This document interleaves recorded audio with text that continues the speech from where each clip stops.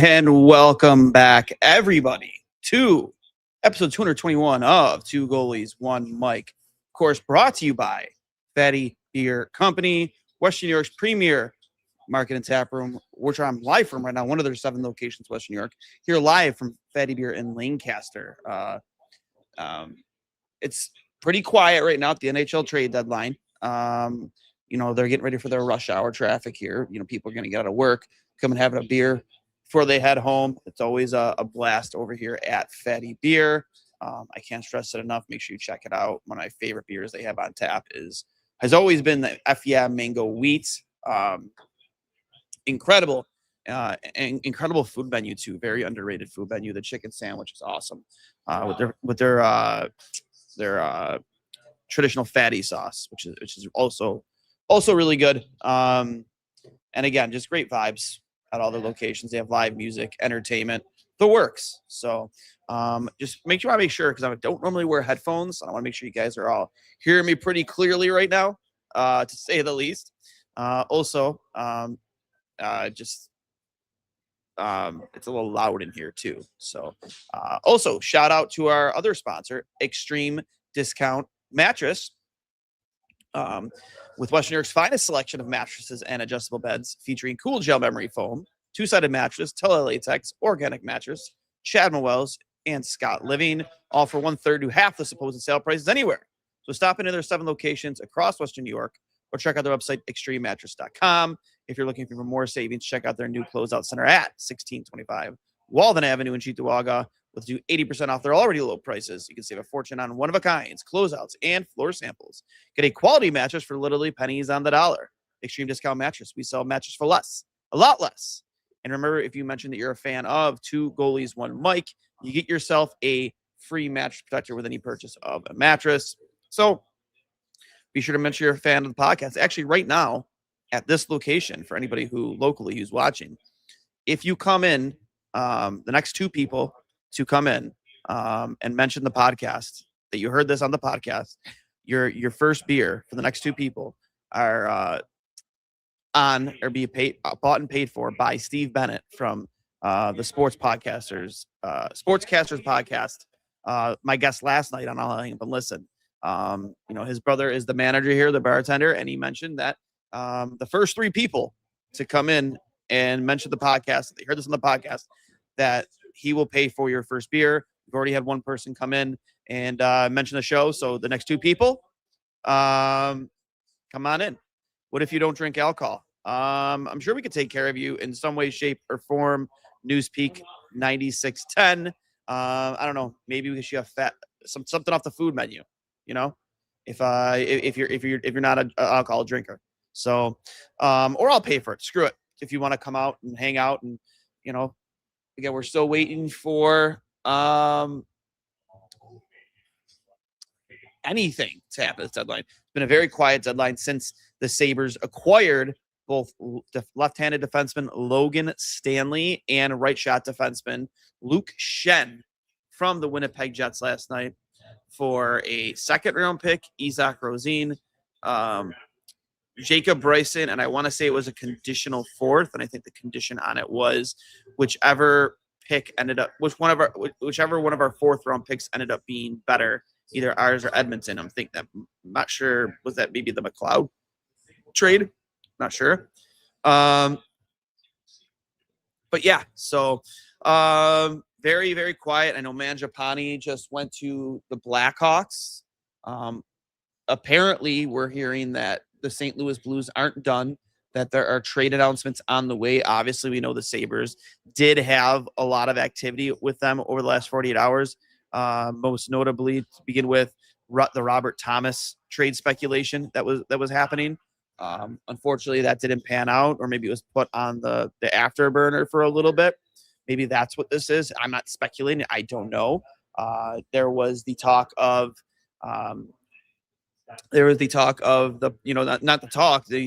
the Sabres and the Blues agreed in principle to a trade for Stanley Cup winning defenseman Colton Parayko, who was an absolute mammoth. And I personally was a big fan of, and it was rumored that the return for St. Louis was a 1st-round pick, and last year's 1st-round pick, Radim Murka. So that didn't pan out because, as we all know, Colton Parayko did not waive his no trade clause to come to Buffalo. There was a lot of controversy too around it getting leaked early, or someone even said the Blues may have leaked it intentionally to put pressure on the player. But I don't know. He didn't waive, so he's not coming to Buffalo. And every time he touches the puck when he plays in Buffalo from here on out, guess what? He's going to get booed. But whatever. Here's my thing. He did mention that he was willing to be moved, but only to one of two locations. I want to say one was Anaheim and the other one might have been LA. Listen, the guy had already won a cup. His family is probably pretty dug in to St. Louis. I assume that, and it's not like you're just a rental and moving for 6 months. He had a lot of term left on his deal. I want to say it was like 3 to 4 seasons. So that's a big move. You got to move your entire family, change school districts if he has kids, like everything that comes with that. If his wife has a job here, you got to find a new job. Like there's a lot that goes into that. And so I don't know why the other two locations more suited him. Maybe he just wanted to stay out west. Totally could be it. So, but unfortunately, it did not happen. From Rutherford, who covers the Blues, Jeremy Rutherford, I don't think the Blues are done. Still a possibility of moving Falk perhaps to Detroit. That's as of 1 minute ago. So I haven't heard anything on the Sabres. We'll see.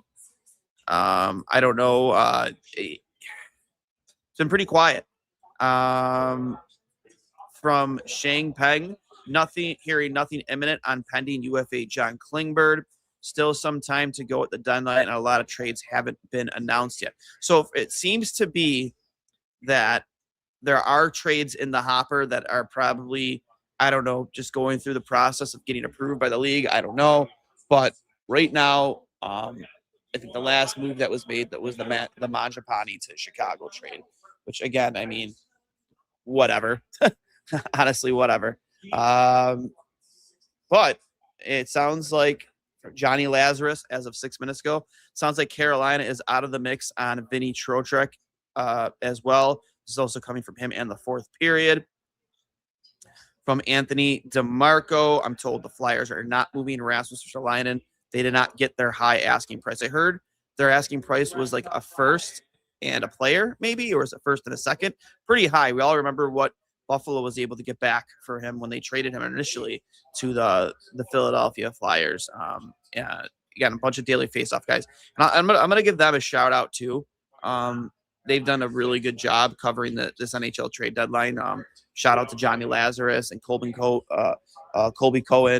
and that team over there at the Daily Faceoff. They have done a really, really good job kind of covering this deadline, being up top. Their live streams, are something I follow. Morning Cup of Hockey is a great show. So make sure if you're ever looking for hockey content to absorb in the morning, they do. I think they do it 5 days a week, every morning. Just talk shop and talk about hockey. So couldn't stress it enough that they do a fantastic job just covering the league and whatnot. And Johnny does a great job covering the New York Rangers. He does an incredible job. So there was some speculation too that Bobrovsky could be on the move. I saw some speculation about maybe the Edmonton Oilers. Could you imagine Edmonton getting Bobrovsky? That's the one thing that they've essentially been missing from the. I mean, they probably need more depth. They need to lean less on Draisaitl and Connor McDavid, but goaltending has also in the past couple runs been a sticking point for them. Like not being able to get the save always when they need it. You can bring in a guy like Sergei Bobrovsky. I mean, he really, really, really, takes them to the next level. It's almost like kind of like cup or bust, right? Cup or bust if you can't get it done with Sergei Bobrovsky. So I'm continuing to refresh my feed here. We'll see what keeps popping up. Also coming from Pierre LeBrun, Rasmus Ristolainen is staying put. He is not going anywhere. But yeah, I mean, Tyler Myers got traded to Texas. Sorry, the Dallas Stars. Was it yesterday or 2 days ago? There hasn't been that big move yet.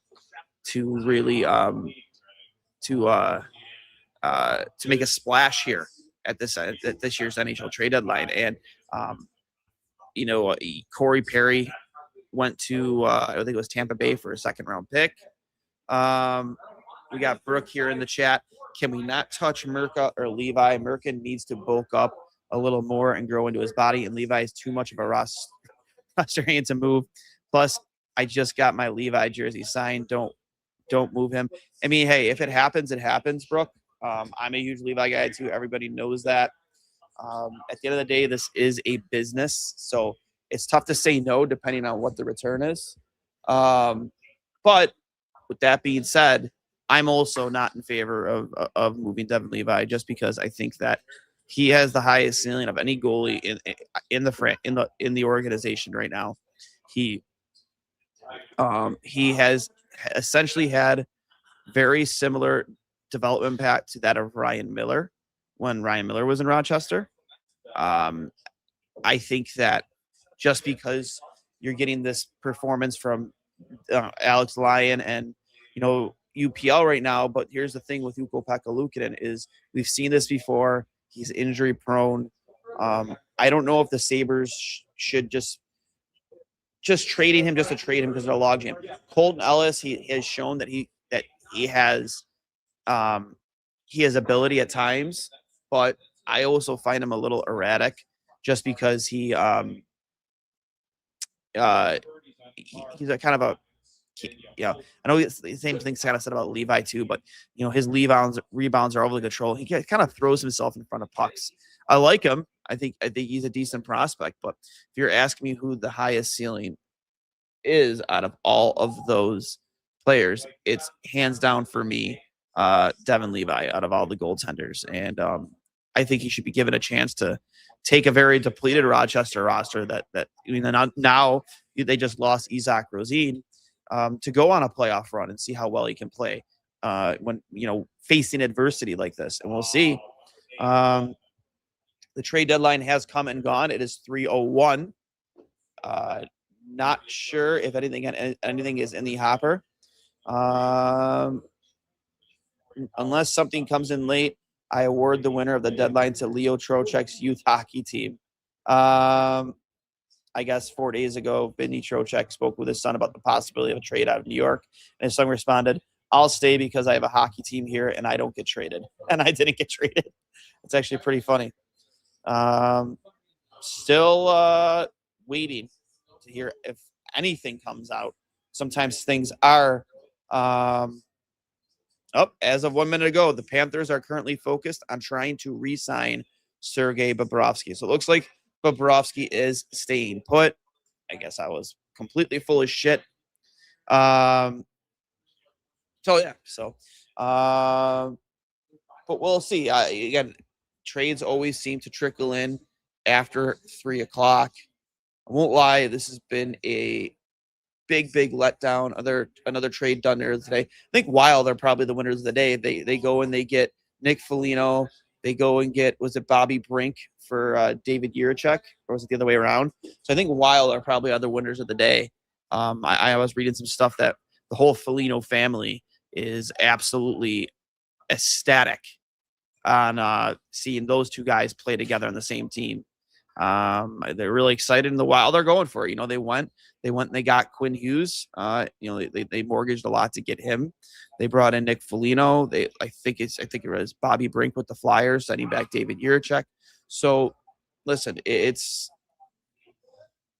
just been a quiet one. I think probably because the standings are so tight. Like, I'm looking at the standings right now in the Atlantic. We are tied with Tampa for first, but like there isn't much separation between all the teams below the top 3 teams in the division. And same could be said for the rest of the East. So it's kind of difficult to sit here and blame teams for wanting to stay put because you're afraid to maybe mess with what's going on in your lineup. We say that with the Sabres, they're afraid to mess with what's going on with this lineup. So I'm still waiting to see. LA Kings just announced they have signed Matthew Joseph to a 1-year contract for the remainder of the season. He obviously terminated his contract earlier today and now signed like a league minimum deal to go play with LA. Bobby McCann is being traded to Seattle. So McCann to Seattle. That's another big one. Michael Russo announces the Wild are done for the day.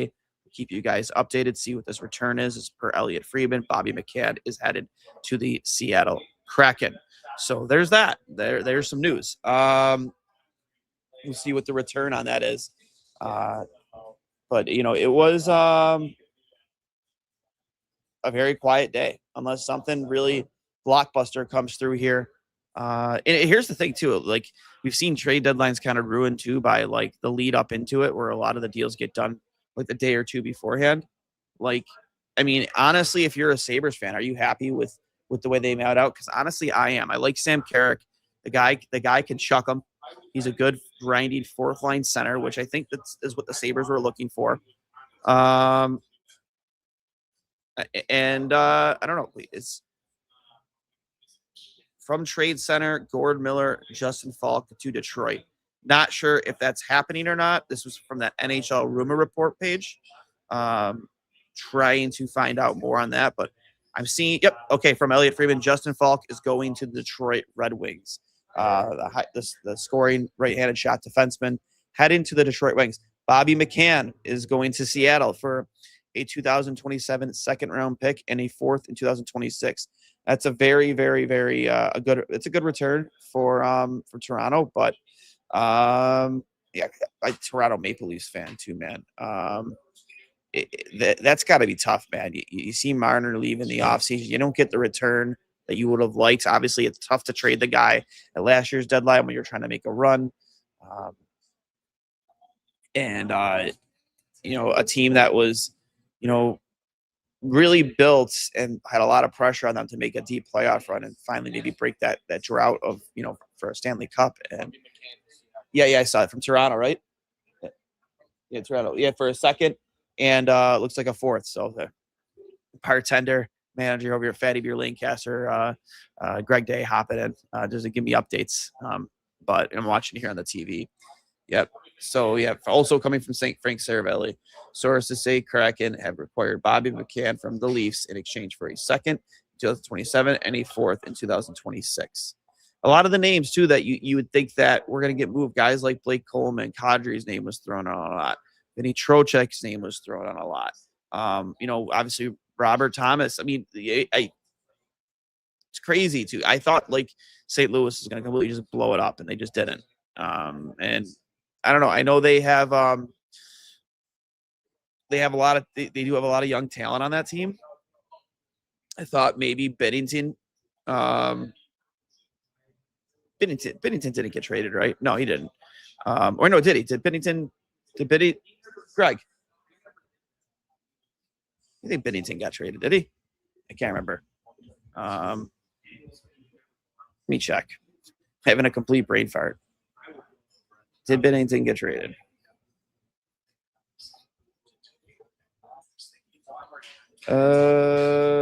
Nope, he did not get traded. So Jordan Bennington stayed put in St. Louis. A guy also named being thrown around.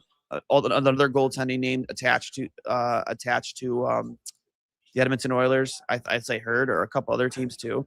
I just kind of find it hard to believe that Edmonton isn't just addressing that position. They're just going to put all their eggs in the Tristan Jarry basket. Or is Jarry even hurt? He might even be hurt. I don't know. I'm so not in touch with what's going on in Edmonton right now, because kind of feel bad for those fans just in a little bit, because like you have the best player and arguably that's ever played hockey, and this guy's scoring like 130, 140 points a season. They got Leon Draisaitl, possibly the second best player in the world, and they can't figure it out, and they can't figure the goaltending situation out. I can empathize, because even though my team wasn't making playoff runs, we couldn't figure out the goaltending situation. So it's just unfortunate. But getting back to the topics. Another Ryan Strome is being traded from Anaheim to Calgary. So another trade on the block that's being reported by Elliot Friedman. So again, after 3:00, trades are starting to roll in. Still haven't heard anything in regards to the Sabres, but again, we're still seeing Ducks trade Ryan Strome to Calgary for a 7th-round pick in 2027. Shen trade has been approved to the Isles. Jaron Jager reported, again, this was like 40 minutes ago, but a 1st-round pick, a 3rd, and a prospect is the return for Braden Shen. Again, that is going back to the New York Islanders. Still nothing coming in on Buffalo, but getting back to the Sam Carrick stuff. Yeah, he's not there. He's not there to score points. Here, Greg, your thoughts on the NHL Sabres trade deadline? New haircut, by the way. New haircut. Yeah, huge news. The type of defensemen that they got from the Jets in Shen and Stanley are the guys that have been to the playoffs. They're not afraid of anybody. They're big bodies. They're obviously going to be our 3rd pairing. One of them might not even be on the ice every game. So guys like Metsa will be out. Bryson's obviously out. They're bulking up. They think they are going to go to the final. I mean, they're a good team. They want to have those big bodies, and I love it. Yeah, I do too, man. Logan Stanley is an absolute truck of a human being. We've been watching the highlights ever since this trade was announced. And he's a name that's been thrown around in conversations with Buffalo now for a few months. It's been brought up multiple times on my podcast. And 6'7". If you guys haven't had a chance to see it, like the video of him sucker punching Brady Tkachuk is awesome.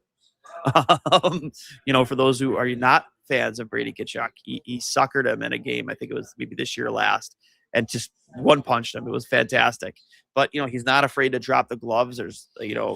He's not the greatest fighter in the world. He's just kind of lanky, and maybe he just doesn't know how to use his size to take advantage in some fights. I remember I watched one fight, I forget who was with, but like they just kept on doing circles, like Valerie, like circles back, both of them, around and around and around. They went. I was getting dizzy just watching him, but the guy can hit like a freight train. Luke Shen, there didn't need much to be said about Luke Shen, man. He's had a long career. He's been to the playoffs. He knows what it takes. And honestly, who I'm putting them, like, honestly, what guys I'm putting like right in between them, or putting between the two of those guys. I put Owen Power between them. I'm putting Michael Kessering between them. Like, I want all those defensemen sitting like right next to each other in the locker room. That's the way it needs to be. Those guys need to, absorb as much as they can from a guy like Luke Shen, especially.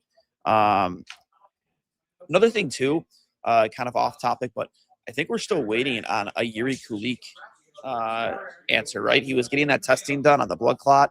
I don't think we've heard anything yet, have we? We were supposed to get the results on essentially, what the future was going to be for him, for at least for this season, and we haven't heard anything yet. So I don't know, that's a little concerning for me. I sometimes they say no news is good news, but in this situation, I feel like it's probably not good news. Oh, I know why this guy's here. Well, yeah, I think the second beer on this. I think the second beer is on its way out, so we might only have one more left on the hopper. Huh? Is that why you're here? Oh yeah, it is. So there's only one more person who comes into Fatty Beer in Lancaster. Yes, yeah, he qualifies. Michael Flatley just joined the program. He's in here, Fatty Beer. He's here to claim his free beer from Steve Bennett. I love it. So, I'm just, again, I feel like no news is probably not good news. That's just me. That's my opinion. Unless they're just continuing more testing, I feel like if there was good news to be announced, like they would have said something. But again, that's not us to speculate. That's not something we should honestly be speculating about. But we'll see. I'm sure Yarmo will speak on it when he speaks to the media at some point, either today or tomorrow. But the Sam Carrick thing, he will literally fight anybody. I reached out to Johnny Lazarus to get his opinion on Sam Carrick and what he thought. Obviously, as a guy who covers the Rangers, he's dealt with him a lot. He's been in the locker room. He says he is an absolute beast, and he goes, I love that guy. Sounds like a really good glue guy, a really good locker room guy. a guy you want on your side in the playoffs, right? And I think that's why they went and got him. It'll be interesting to see how they construct this lineup, who fits in where. So I'm excited for Sam Carrick because again, he's not here to score goals and put up points and whatnot. He is here to he is there to bang bodies, win face-offs, D-zone face-offs, probably on like the penalty kill. I imagine he'll be probably in that second penalty kill unit, and stick up for his teammates. How I'm not sure how often he will play. Again, up until he's had some success on that top line with Tage Thompson, that's kind of been like Peyton Krebs' spot, right? In that bottom center position. We'll see if Peyton Krebs still continues to perform. I guess Tage loves playing with the guy, but yeah, I love all three moves that they made. Again, I'm not seeing any updates here. I just wish if they were done, they would be done. Let's see here. From Elliot Friedman 29 seconds ago. Excuse me. Braden Shen from St. Louis for Jonathan Drouin, a 2026 first-round pick, which previously belonged to Carolina, a third, and Marcus Gidloff. Again, I have no clue who that is. But that is the final return per Elliot Friedman in the Braden Shen to the New York Islanders deal. So,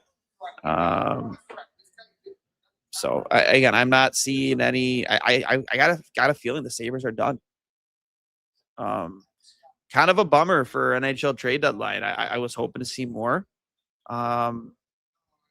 There's some things I am relieved about. I'm relieved that Merca is still, as of right now, very least, a Buffalo Sabre. Oh, just announced via Mike Harrington, Sabres announced Jarmo Kekalainen will be speaking at around 3:30, so they are done. Barring anything of significance, they are done. So we'll hear what Jarmo has to say. We'll see how much truth there was to the Devin Levi stuff that came from David Pagnotta. And sometimes these insiders are wrong, right? Like it's we've seen it happen so many times. We thought the Parayko to Buffalo deal was a done deal. They were all announcing that he's going to waive, and then guess what? He didn't waive. But I'm happy that Devin Levi is still a Buffalo Sabre. I am happy that Radim Merca is still a Buffalo Sabre because I think he's going to be a stud. I'm glad Hellenius is still a Buffalo Sabre, but my mind might have changed a little bit on those things.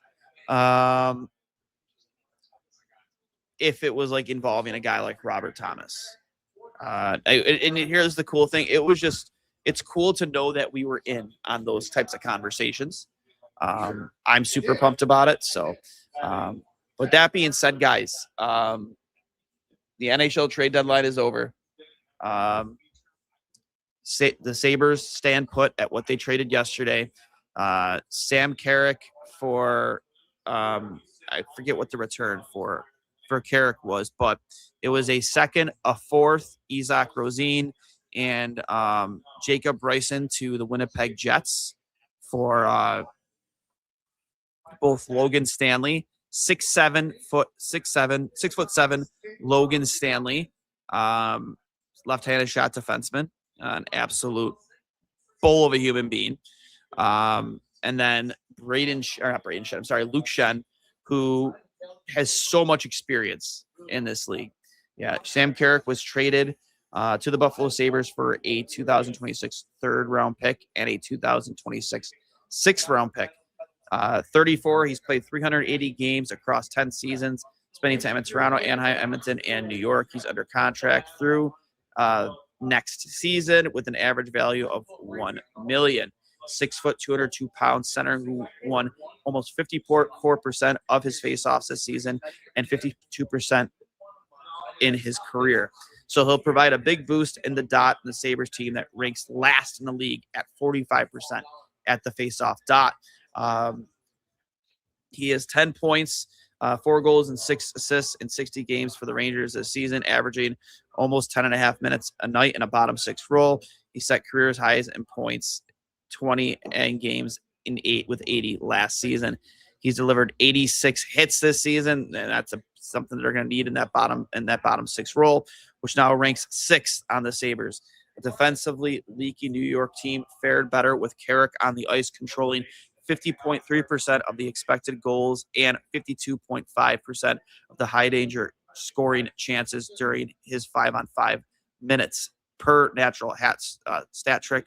His playoff experience consists of 10 games with the Oilers on their run in the 2024 Stanley Cup Finals. So this guy has been to the finals. The Stouffville, Ontario native, was originally drafted by Toronto in the 5th round in 2010. 6th-round pick is in this deal originally belonged to Chicago Blackhawks from Buffalo in the Sam Lafferty trade last July. I love that. I absolutely love that. So I'm gonna stick on around here for just a little bit longer with you guys. We have to turn off my let's see here. Sorry guys, because unfortunately, there we go. Got to switch off here because my laptop is going to die because for whatever reason it dies like so quickly, like it's nobody's business. So give me one moment here.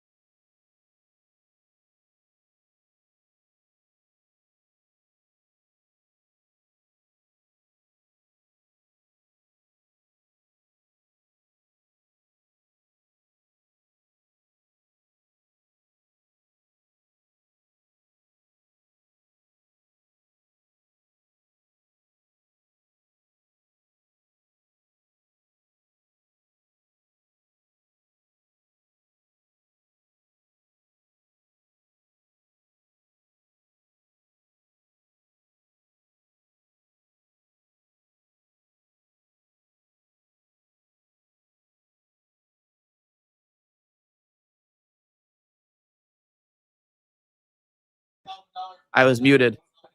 So I apologize. Thank God I looked at the chat there. So when I switched over from my charger here, it just automatically mutes my mic because I unplugged it because I had to switch a few things around. So I apologize for that. But just to get back to the press release that the Sabres gave on when they acquired both Logan Stanley and Luke Schenn from the Winnipeg Jets. Buffalo Sabres acquired defenseman Logan Stanley and Luke Schenn from the Winnipeg Jets on Friday in exchange for forwards Isaac Rosine, defenseman Jacob Bryson, and a 2026 4th-round pick and a 2027 2nd-round pick. Now that 2026 4th-rounder is a conditional. It's going to be the better of the 2 picks that they do have in the 4th round. One, I believe they got from Edmonton, which originally, was acquired via Boston. Stanley is 27 years old. He's played his entire career with the Winnipeg Jets, scheduled to be a UFA this summer. His cap hit is only $1.25 million. Kitchener native, was drafted 18th overall in 2016. So a former 1st-round pick. He has had a breakout offensive season for a left-handed shot blue liner. And this was funny too. I believe I have this accurate. He only had one goal coming into his NHL career this season. And this year he has 9. He has 9 goals this year with 20 points. So all career highs. He averages a little over 17 minutes of ice time per night. Just adds another scoring threat to the blue line. Jordy has guys like Matthias Samuelsson scoring at a high clip, who honestly, it feels like, insane to think that Matthias Samuelsson is a goal-scoring defenseman. You have Rasmus Dahlin. You have Owen Powers finally kind of starting to turn it up a little bit. And then, you have Jacob Price. I almost said Jacob Price, and I said Bowen Byram, who has been pretty consistent all season long. You don't hear much criticism of him anymore. And I'm excited. He has a bomb from the point. Stands at 6'7" again, 231 pounds. It's a long time been a physical presence for the Jets' third pair. His 96 hits now rank 5th on the Sabres. He's dropped the gloves 20 times in his career, including once at KeyBank Center December when he fought Denny Gilbert. I'm sure we all remember that. Luke Schenn, who's 36 years old, has played over 1,100 NHL career games across 18 seasons. He was traded twice before last year's deadline, and Buffalo marks his 10th NHL team. Like Stanley, Schenn will be a UFA at the season's end. Winnipeg is actually retaining half his remaining salary. He's a right-handed shot, standing at 6'2", 225 pounds, and has averaged almost 14 minutes of ice time per night, while ranking 7th league-wide with, this is crazy, 139 hits this season. He'll hit anything that moves. Among active players, his 3,799 career hits rank second behind only Alex Ovechkin. You always forget that Alex Ovechkin apparently is the all-time leader amongst active players in hits. And he registered 200 more or each of the last 3 seasons. On offense, Schenn has contributed 7 points, 1 goal, 6 apples in 46 games for Winnipeg. Sabres have leaned heavily on their top 4 defensemen, lefties Rasmus Dahlin, Matthias Samuelsson, Owen Power, and Bowen Byram. With excellent results this season, Stanley and Schenn now provide added depth behind those guys, in addition to righties Kesselring and Zach Metza. Connor Timmins, another right shot and a stalwart penalty killer, is working his way back from injury. Schenn should be an option on the kill, too, having played 1 minute and 35 seconds per game shorthanded for the Jets this year.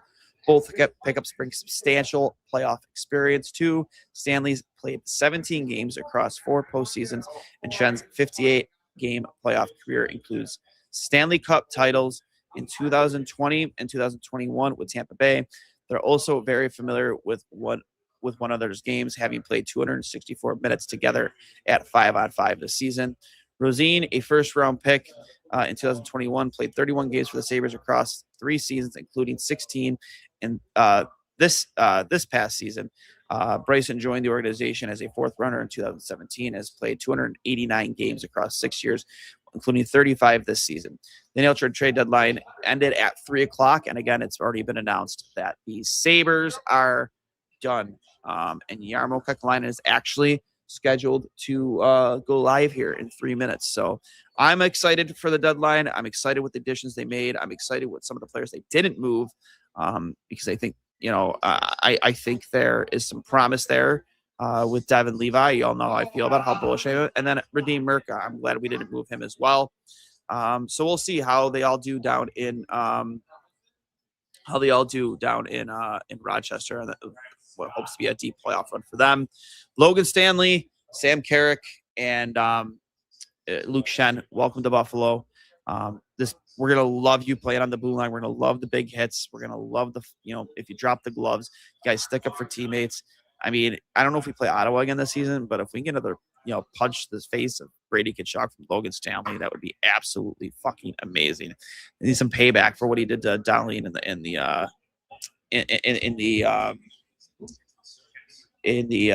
the Olympics.